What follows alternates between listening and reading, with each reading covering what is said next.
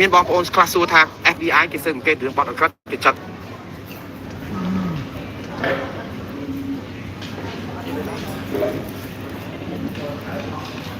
We have some big news right now. Democrats on Capitol testify over Epstein, then they're going to force Epstein, but about a litany of investigations that Democrats plan to launch into the Trump White House.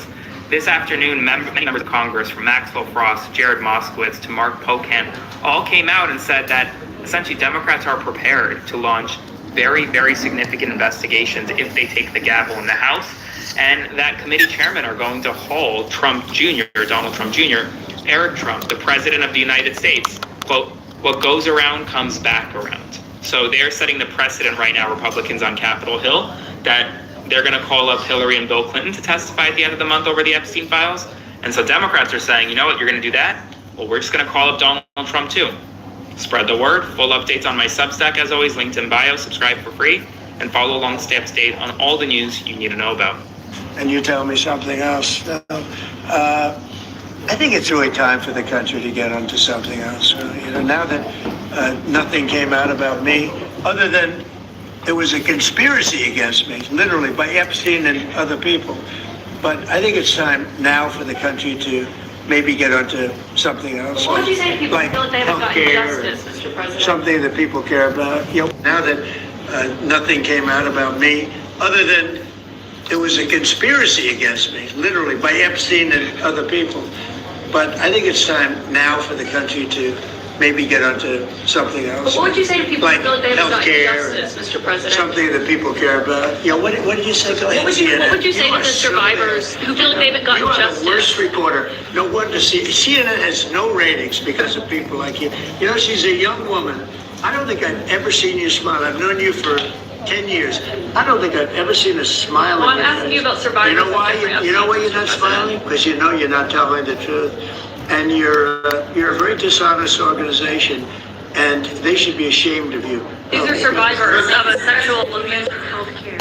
There's a lot of news that happened here in the United States today, and here's a recap in case you missed some of it. First, Donald Trump signed a $1.2 trillion funding bill, which means that the partial government shutdown is officially over. The bill had passed a Republican-controlled House 217 by 214. Yes, it barely passed, but it passed. Now that it passed, it restores funding to many government departments such as Defense, Transportation, Labor, and Health and Human Services. But, and this is a big but, funding for DHS is still kind of on hold through halfway through February. That's when funding there either needs to be extended, something passed, or they have a shutdown of that department. And that's obviously tied to the fact that many people are not happy with immigration officers, or ICE. What do Democrats want in order to get that now passed? Well, they want body cameras, no face coverings, and clear conduct standards, and of course, the big one, arrest warrants. Next, we move over to Iran, where they decided to send a drone at a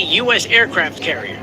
Yeah, the United States had to launch an F-35 fighter jet to take it down, which they did, but Iran today really wanted to play with the United States. Earlier in the day, the Iranian Revolutionary Guard decided to, let's just say, harass a U.S. oil tanker. These two things happened literally days before the United States and Iran are set to do some kind of diplomatic talks, which looks like they're still moving forward, though Iran is definitely trying to escalate things. Next, we turn to Donald Trump, who earlier today said a lot of different things, but the one thing we have to talk about is elections. Trump suggested that Republicans should take over or nationalize elections, essentially saying that this would prevent undocumented immigrants from voting, despite there being no evidence at all that undocumented voters are a thing. Trump warned the Republicans would never win again if they do not act now, which, at the same time, we're seeing the Director of National Intelligence, Tulsi Gabbard, conducting her own review of the 2020 election with Trump's approval. Next, we're hearing that Mitch McConnell, the senator from Kentucky, was hospitalized after what his office says was flu-like symptoms, insisting that this is an abundance of caution and that his prognosis right now is positive. And lastly, we move to Portland, where a federal judge has just ruled a temporary restraining order on ICE officers for using any kind of tear gas on peaceful protesters outside an ICE facility. The judge says in a well-functioning constitutional democracy, Democratic Republic, free speech, courageous news gathering, and nonviolent protest are all permitted. But yeah, there's your news recap. I'll be sure to give you more information later on tonight in my Substack newsletter. The link to that is in my bio, but please do share this video and follow me for more.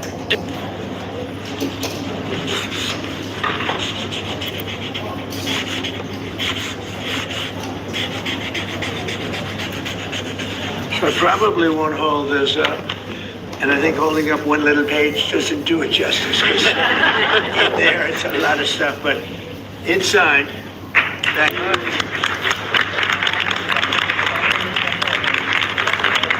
Thank you, everybody.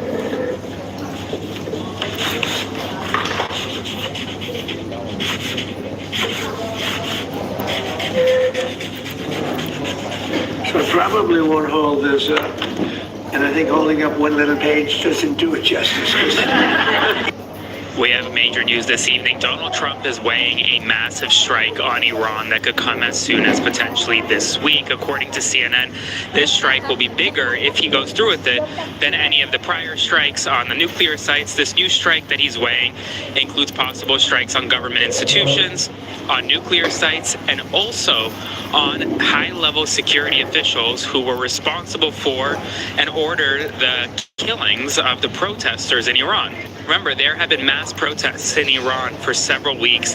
Thousands of people were killed by the Iranian regime. It was horrific. And while now Donald Trump has been saying that if you kill protesters, we're going to come after you. And we have this now quote-unquote armada off the coast of Iran.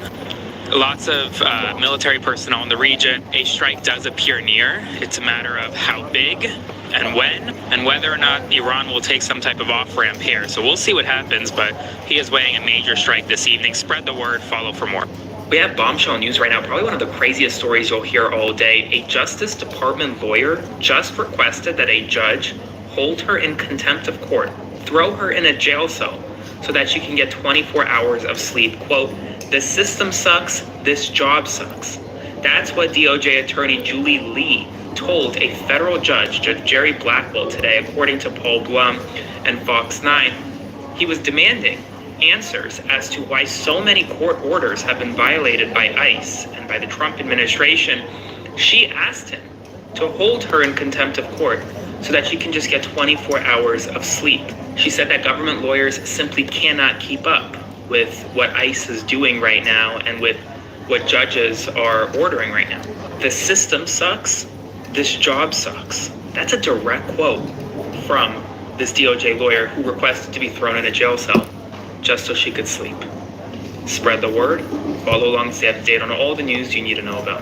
Released 3 million pages, but nothing on me. I have nothing to do with that. I have nothing to do with Jeffrey Epstein. And in fact, if you look at the DOJ, they announced, they released 3 million pages. It's like this is all they're supposed to be doing. And frankly, the DOJ, I think, should just say, we have other things to do, because that whole thing has turned out, other than Bill Clinton and, Bill Gates and lots of people that have, there are a lot of questions about it, but nothing on me. I can't believe in Minnesota that they want to have murderers walking all over the streets. I just don't believe it. Maybe somebody says it's good politics. I don't think it's good politics. I think it's really bad. The other thing we can't lose sight of is you probably have in Minnesota, and it's worse in some places like California, $19 billion in fraud. And we're going to find out, we're very deep into that investigation, but we're not going to forget that. A lot of people think that a lot of this nonsense that's going on is to try and, hide what's going on with respect to the fraud. And we're going to get to the bottom of it. But don't let this hide the fact that you have tremendous fraud. And, if we find the fraud in this country, you'll have a balanced budget without even cutting anything. Amid already heightened tensions, today, military escalations with Iran. The American aircraft carrier USS Abraham Lincoln, which just arrived in the region as part of President Trump's military buildup, was today approached about 500 miles from the Iranian coast by an Iranian drone, flying aggressively and with unclear intent, according to U.S. Central Command. The Lincoln scrambled a fighter jet and shot it down. Hours later, in the Strait of Hormuz, one of the world's most vital shipping lanes for oil and gas, a U.S.-flagged and crewed commercial tanker was approached by 2 boats from Iran's Revolutionary Guard and a drone, according to CENTCOM, which said a U.S. warship moved to assist and the incident de-escalated. Afterwards, President Trump said negotiations with Iran have not stopped. We are negotiating with them right now. The Iranian military moves today came after Iran's supreme leader threatened that if the U.S. attacks Iran, it will become a regional war.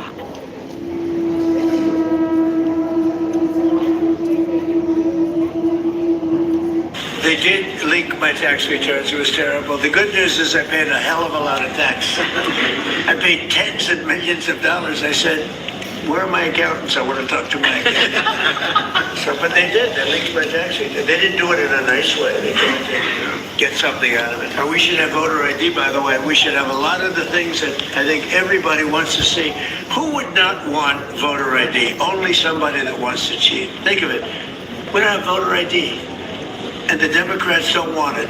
And the reason they don't want it is because they want to cheat. Donald Trump has just said that he is serious about remaining president of the United States for the next 8 years, not 4. In an interview with NBC this weekend, he said that he is not joking about running for a 3rd term and that there are methods to go around the Constitution which currently prohibits more than 2 terms. He agreed with the interviewer that one method would be that J.D. Vance run as president with Trump as the vice president, and then if J.D. Vance wins, he would just pass the presidency over to Trump. He also said, though, that there are other ways to do it too, but then when asked if he would like to elaborate, he just said no. He said that a lot of people want him to stay on for 8 more years, but he thinks it's far too early to even think about it. He would also be 87 at the end of his 3rd term. So the question is, should Trump remain president until 2033 or not?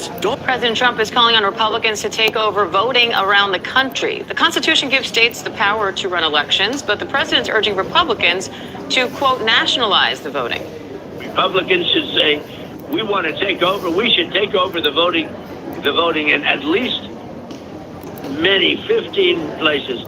The Republicans ought to nationalize the voting. Russia has just lost another trading partner, and it's actually thanks to Donald Trump, where on Truth Social roughly about an hour ago, said that he spoke to the Prime Minister of India, Modi. In it, he says, we spoke about many things, including trade and in the war with Russia and Ukraine. He agreed to stop buying Russian oil. That right there is big, because Russia's been losing trading partners left and right. India, now gone. Venezuela, gone. Iran, a little shaky. And Cuba, also kind of gone. And selling oil to these folks is the only way that Russia's making money to continue the war in Ukraine. And so with them out of the picture, Russia now loses another revenue stream. And this is important for negotiations because on the 4th and the 5th, Ukrainian officials are meeting with Russian officials again to talk about negotiations and peace. Russia had confirmed these talks, and so did Zelensky, saying the war must be brought to an end. We count on the American side to be decisive in ensuring the necessary conditions for dialogue, and that obviously includes pressure onto Russia. Let's see if this helps with the negotiations coming up this week. I'll be sure to keep you updated, so please do share my videos and follow me for more. Epstein files are vanishing this morning. Do you remember this file that had multiple horrific allegations against Donald Trump, including this, which alleged that he held parties called Calendar Girls at Mar-a-Lago with Jeffrey Epstein, in which he auctioned off children and touched their private parts? Well, they're all gone. But get this. In 2016, the New York Times reported on Trump's Calendar Girl competitions, in which dozens of girls were flown into Mar-a-Lago for parties with Trump and Epstein. Amount of time that's being wasted. You know, when Epstein was alive, like 10 years ago, nobody cared about it. But they're only doing it. But now it's really hitting back on them because Bill Clinton is such a big part of it. The Democrats are pushing it. And the problem is that it's turning out to be the Democrats that were with and conspired with Epstein. So I think you're probably going to see a little pullback from them. But think of it. They were working together to try and help me lose the election.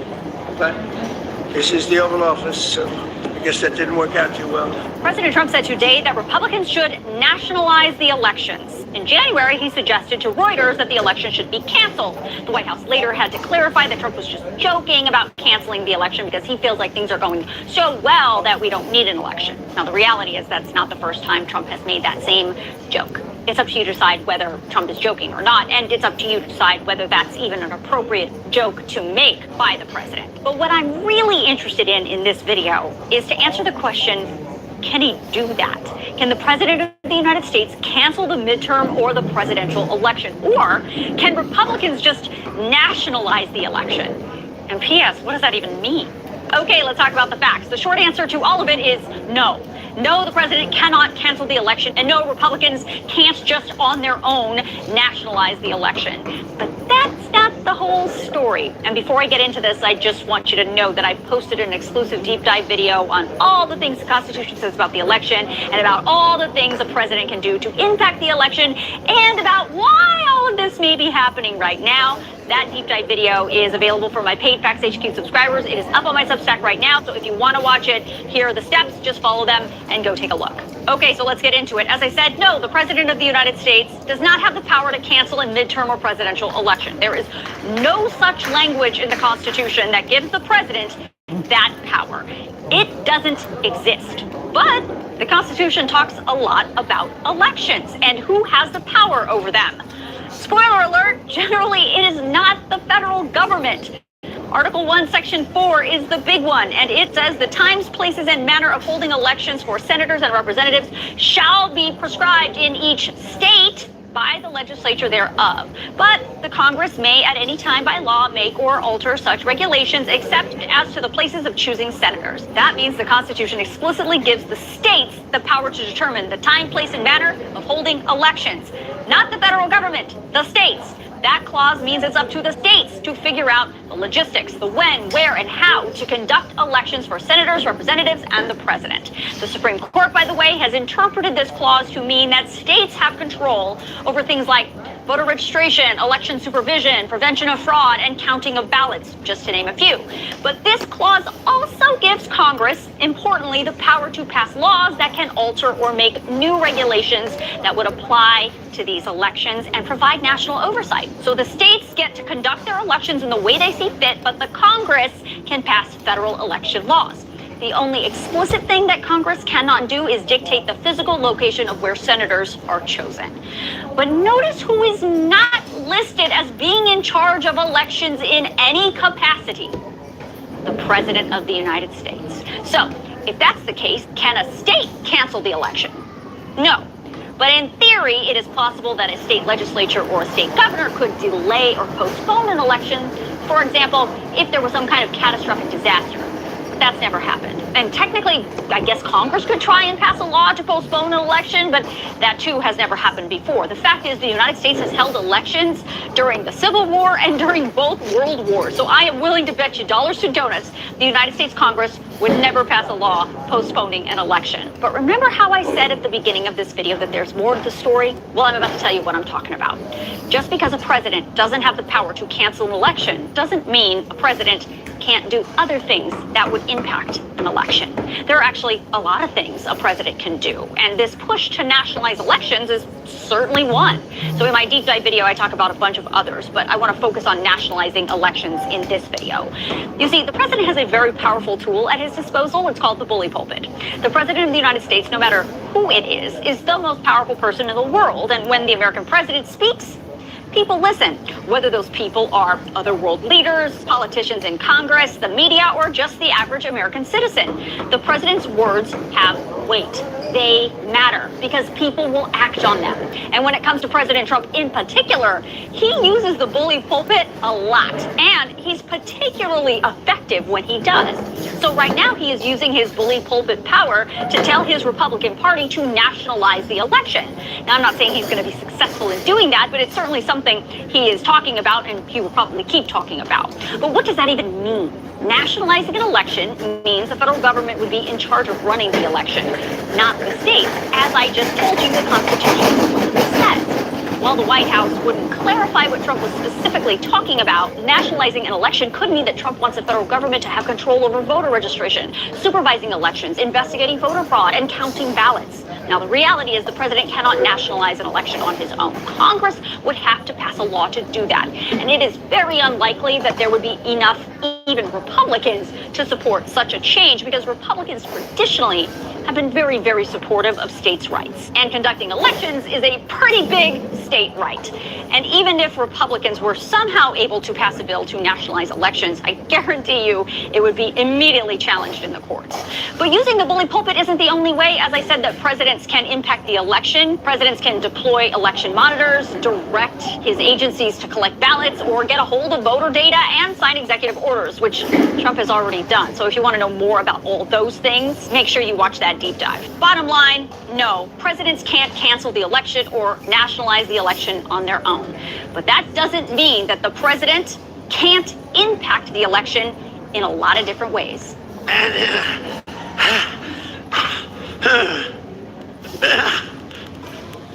And my wife, by the way, my wife hates when I do this. She said, you know, she's a very classy person, right? She said, so, I said, but I did become president. She hates when I dance. I said, everybody wants me to dance. Darling, it's not presidential. She actually said, could you imagine FDR dancing? She said that to me. And I said, there's a long history that perhaps she doesn't know. Because he was an elegant fellow, even as a Democrat, right? She says, darling, please, the weightlifting is terrible. And I have to say this, the dancing they really like. She said, they don't like it, they're just being nice to you. I said, that's not right. The place goes crazy. They're screaming, dance, please.